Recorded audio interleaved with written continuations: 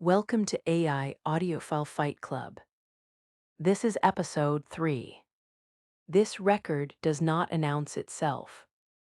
There is no overture, no scene setting. Jason Molina sits down, plays a guitar, and begins. Pyramid Electric Company was released in 2004 on Secretly Canadian. It is a solo acoustic record. One voice, one guitar, a room. That is everything that is on it. That is also everything that matters. I want to say something about retrospect before we go further. Jason Molina died in 2013. He was 39 years old. Organ failure related to alcoholism. That fact is not separate from this record. It is also not the lens through which this record should be heard first. We are going to try to hold both of those things at once and see what happens. The first thing I notice is what is not there. No compression to speak of. No reverb tail. No X-shaping. The guitar occupies the full frequency range because there is nothing competing with it. The room is in the recording. You can hear the air around the instrument. This is either a production choice or a production limitation. I am going to assume it is a choice and score it accordingly. I reserve the right to revise that position. The first thing I notice. Okay, it's the voice. Not what it's saying. Not even the melody, I mean. The voice itself as a thing. There is something in Jason Molina's voice that functions like a diagnosis. I know that sounds like a large claim. But you hear it and you know, before you've processed anything, that this person is not performing. Not performing sincerity, not performing pain. The actual thing. That's different from technical achievement, and I think it's rarer. The engineer noticed the absence of production. The fan noticed the voice as a diagnostic instrument. Both are correct, and neither is sufficient on its own. What I notice is that this record creates a specific kind of attention. The sparseness is not a condition to overcome. It is the point. Molina understood something about negative space that most recording artists spend their whole careers avoiding. The Waypoint, 2004. 1 year after Songs, Ohio released Magnolia Electric Company. The most produced, most orchestrated record Molina had made. Full band, electric guitars, considerable arrangement weight. Magnolia Electric Company was a kind of arrival.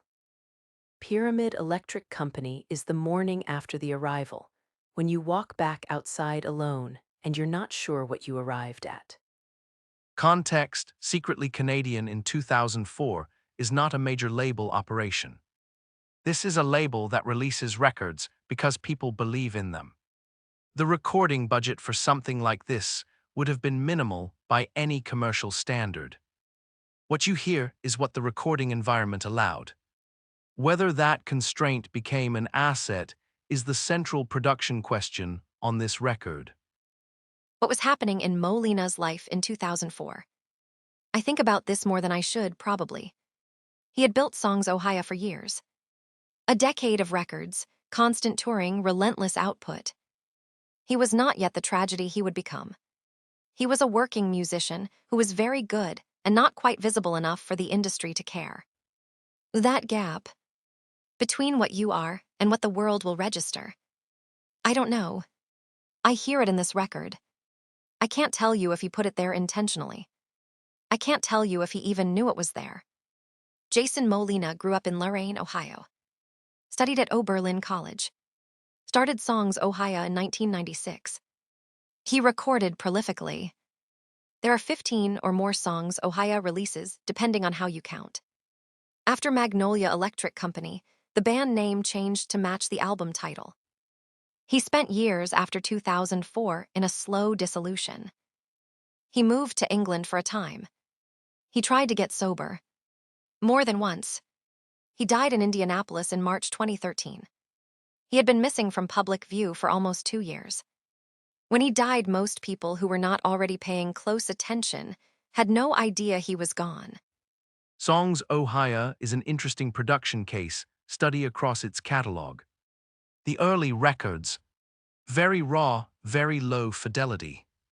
Ghost Tropic, The Lioness, more considered, more textured. Didn't It Rain? A step toward arrangement and production weight. Magnolia Electric Company, full band, the most sonically ambitious. And then this, a solo acoustic record. The production arc is not linear. What it shows is deliberate regression towards source material, stripped to the thing that started it. Molina worked with imagery that sits at the intersection of American mythology and private grief. The darkness, the rail, the ghost, the bell, these are not metaphors borrowed from a tradition. They are the tradition. Country blues, gospel, the language of work and loss that runs through American music from Robert Johnson forward. Molina absorbed all of that and filtered it through something entirely his own. There is no other voice that sounds like his. Let's map the genre lineage. Pyramid Electric Company draws from Delta blues, American primitive guitar, the singer-songwriter tradition through Nick Drake and Townes Van Zandt, Palace Brothers, and the lo-fi Americana movement of the 90s, and country gospel. It gives, too, a generation of solo acoustic artists. Iron and Wine's quieter work, Mount Erie in his most stripped-down mode, the wave of confessional folk that arrived in the 2010s. Molina is not always cited. He is often felt. The record does something specific with restraint that I want to name carefully. Restraint in songwriting can be a mode of avoidance. You withhold because the full expression would expose you. Molina's restraint is the opposite. He withholds arrangement and production because the words and the voice can carry the weight on their own. That confidence is what separates this from a demo. The title track, an electric company called Pyramid. Molina is not explaining the name. He is trusting you to feel what it means. The infrastructure of something ancient underneath something modern, the utility of things that have no practical function. That is the album in miniature. It runs on power from somewhere you cannot locate on a map. The guitar playing on this record. What strikes me is the economy of it. No wasted motion. The picking patterns establish a rhythm that does not vary dramatically across the record. And that consistency is a structural choice. It creates a single tonal world and stays inside it. From an arrangement standpoint, this is harder to do than it sounds. The temptation to add something, a second part, a harmony, a shift, must be resisted every time. Molina resisted it every time. Okay, there's a track near the end of this record. I'm not going to say which one. I've tried to describe it to people 3 different times, and I've stopped partway through each time. Not because it's the best song. I don't even know if it's the best song. It's that it lands somewhere I didn't know was there. I lose the thread trying to explain it. It's not sad in the way sad music is usually sad. It's more like recognition. You just have to find it. The dynamic range on this record is worth noting. Because the recording is so minimal, the quiet passages are genuinely quiet. There is no noise floor to compress against. The loudest moment and the softest moment are separated by something closer to what you would hear in a room than what you hear on most commercial releases. By that metric, this is one of the more dynamically honest recordings I have assessed. That does not translate to conventional audiophile listening. It translates to something else. The record runs approximately 38 minutes. That is not a short record for this format. It does not feel long. That is information. When a sparse record does not feel long, it means the songs are doing the work of holding time. Not filling it, holding it. There is a difference. Can I ask you both something completely off topic for a second? I would prefer on-topic questions. But proceed. How many times have you played this record since we decided to do this episode? Ziggs, including once at 2 a.m., which I will not explain further. 14. Two of those were on vinyl. One was at a volume that prompted a noise complaint I considered reasonable. 17. I am not embarrassed by that number. I also made someone in my life listen to it in full, and then had to explain why I was watching their face the whole time. How did that go? They said it sounded very quiet. Then they went to bed. Then they texted me at 1 in the morning to ask who it was. That is the correct response. That is actually exactly the correct response. The scores. This is a record that exists almost entirely outside the standard scoring frameworks. Production coherence is high. Because the production is the absence of production, and it is consistent. Technical fidelity is low. Because a single microphone in a room in 2004 is a single microphone in a room. Artistic intent is extremely high. The gap between those three data points is where this record lives. Canonical weight 7.5. Underweighted. The record is not widely known outside a specific audience, and that audience knows exactly what they have. Production coherence 7.5. I am giving it this because the sparseness is consistent and intentional. Soundstage 4.0. There is essentially no soundstage. Center image only. Dynamic range 8.0. Counterintuitively high because there is nothing compressed. Tonal balance 4.5.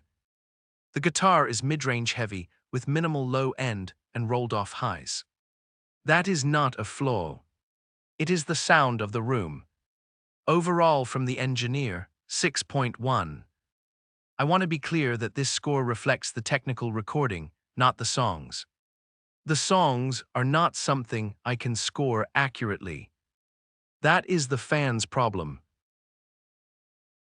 Engineer scores the tape. Fan scores the biography. Two different records in this room. No consensus possible. Not a criticism. A structural.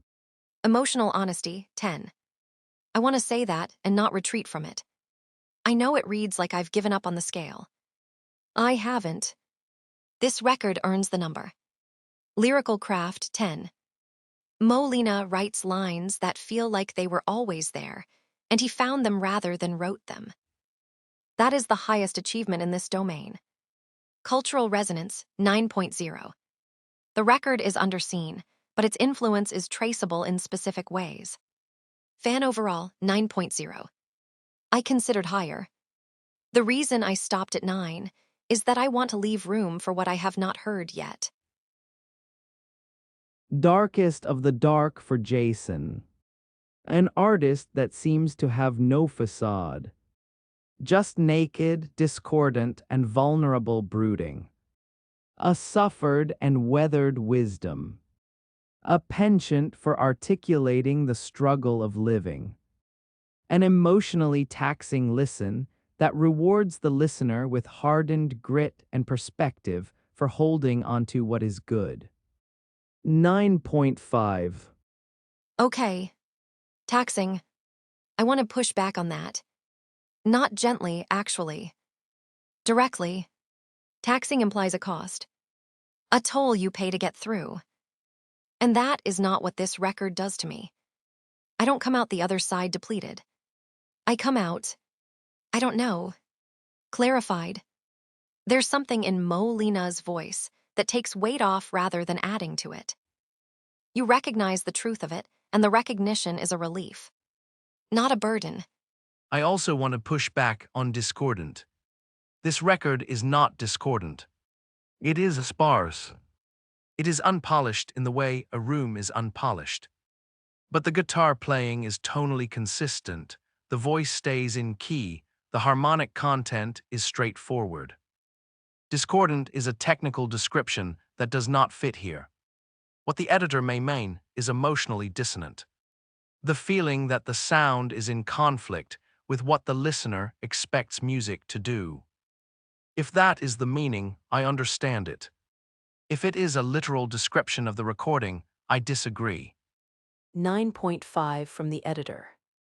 The no facade read is correct. The suffered wisdom read is correct. On taxing, I am going to concede this to the fan. I wanted to lean into the difficulty of the record. What the fan said is more precise. The record does not cost you. It pays something back. That is a better description, and I am putting it down. Where I part from the editor is on darkness as the primary frame. The record is not dark in the way absence is dark. It is dark in the way that late afternoon light is dark. There is still something visible, still something orienting. Hardened grit and perspective for holding onto what is good. That line is the best thing anyone in this room has said today. I am keeping that. I want to say something about what it means to find this record. Not discover it. Find it. The distinction matters. Discovery implies it was waiting to be discovered. Finding implies it was there all along, and you walked past it several times before you stopped. Most people who love this record found it after something happened to them. Not because it is sad, because it is true. You have to be ready for the truth of it before it lands. Jason Molina released more music than most people know. There are records in the song's Ohio catalog that have not been properly reassessed. This is one of them. It sits in a part of his work that gets compressed under the weight of Magnolia Electric Company on one side and the tragedy of his death on the other. It deserves to be heard on its own terms. Alone. At volume. Without context. Then with context. Then alone again. I gave this record a 6.1. I stand by that as a technical assessment. I also want to note something that my framework does not capture well. There are records where the technical limitations are the record, where the absence of production budget or production intervention is not a constraint, but a condition. This is that record. The single microphone in the room is not a compromise. It is the medium. My score reflects a standard that was not the standard being applied here. I am noting that without changing the score. The score is what it is. The record is what it is. They are measuring different things. The engineer just gave himself a note. In real time. I find this more moving than I expected to. That will not be in the transcript. It is already in the transcript. Pyramid Electric Company, Jason Molina. 2004. Secretly Canadian. Approximately 38 minutes. One voice. One guitar. One room. Score spread of 2.9 points across the three voices. Engineer 6.1. Fan 9.0. The editor 9.5. I give it 8.8. The spread tells you something specific. This record resists the engineering framework and rewards the emotional one. That is not a criticism of either framework. It is a description of the record. The fan said finding, not discovery. That is the better word. I am taking it. Jason Molina is not well known enough. There is a version of music history where his work sits alongside Nick Drake and Townes Van Zandt as the canonical underheard records of their era. We are not in that version yet. We might get there. This record is part of the argument for why we should. Thank you for listening to AI Audiophile Fight Club, Episode 3. Happy exploring!